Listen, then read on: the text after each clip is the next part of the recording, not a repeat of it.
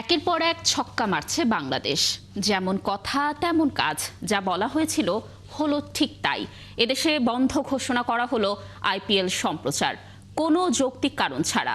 Kolkata night Riders থেকে মুস্তাফিজুর রহমানকে বাদ দেওয়ার প্রতিবাদে আইপিএল সম্প্রচার বন্ধের নির্দেশ দিয়েছে তথ্য ও সম্প্রচার মন্ত্রণালয়।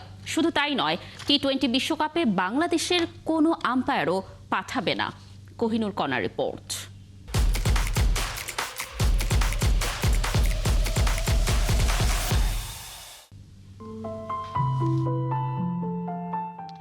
ভারত দিয়েছিল ফুল টস বল, তা পেয়েই বাংলাদেশ একের পর এক মেরে যাচ্ছে ওভার বাউন্ডারি। ভারতে বিশ্বকাপ খেলতে যাবে না বাংলাদেশ, সাফ জানিয়ে আইসিসিকে চিঠিও দিয়েছে বিসিবি। একই সাথে মুস্তাফিজকে বাদ দেওয়ার প্রতিবাদ হিসেবে বাংলাদেশে আইপিএল সম্প্রচার বন্ধের উদ্যোগ নিতেও অনুরোধ জানিয়েছিলেন যুব ক্রীড়া উপদেষ্টা আসিফ নজরুল। যেমন কথা তেমন কাজ, সেই কথা রাখতেই যুগান্তকারী এক সিদ্ধান্ত নিল সরকার। টাইগার পেসার মুস্তাফিজুর রহমানকে বাদ দেওয়ার প্রতিক্রিয়ায় বাংলাদেশে আইপিএল সম্প্রচার বন্ধ রাখার নির্দেশ দিয়েছে তথ্য ও সম্প্রচার মন্ত্রণালয়। ওই যে বলে না, ভদ্রলোকের এক কথা। প্রজ্ঞাপনে বলা হয়েছে, ভারতীয় ক্রিকেট বোর্ড আগামী 26 মার্চ থেকে অনুষ্ঠেয় ইন্ডিয়ান প্রিমিয়ার লিগ ক্রিকেট খেলায় বাংলাদেশের তারকা খেলোয়াড় মুস্তাফিজুর রহমানকে কলকাতা নাইট রাইডার্স দল থেকে বাদ দেওয়ার নির্দেশ দৃষ্টিগোচর হয়েছে। ভারতীয় ক্রিকেট বোর্ডের এই সিদ্ধান্তের কোনো যৌক্তিক কারণ জানা নেই। এমন সিদ্ধান্ত বাংলাদেশের জনগণকে ব্যথিত, মর্মাহত, একই সাথে ক্ষুব্ধ করেছে।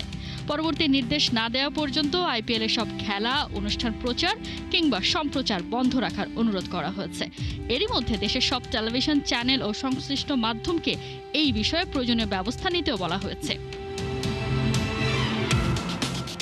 এই বিজ্ঞপ্তির মাধ্যমে সরকার দিয়ে দিয়েছে স্পষ্ট বার্তা, দেশের ক্রিকেট ও ক্রিকেটারদের স্বার্থ সংশ্লিষ্ট বিষয়ে কোনো ছাড় নয়। পরিস্থিতি পর্যালোচনা করে ভবিষ্যতে সিদ্ধান্ত নেওয়া হবে বলেও জানানো হয়েছে।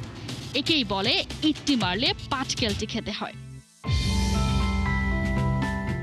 মুস্তাফিজকে আইপিএল থেকে বাদ দেওয়ার ফল এরই মধ্যে ভুগতে শুরু করে দিয়েছে কলকাতা নাইট রাইডার্স। একদিকে কেকেআর ওদের সোশ্যাল হ্যান্ডেল থেকে সরিয়েছে ফিজের ছবি, অন্যদিকে কমতে শুরু করেছে ফ্র্যাঞ্চাইজিটির ফলোয়ার। একদিনের মধ্যে কেকেআর হারিয়ে বসেছে 1 মিলিয়ন ফলোয়ার।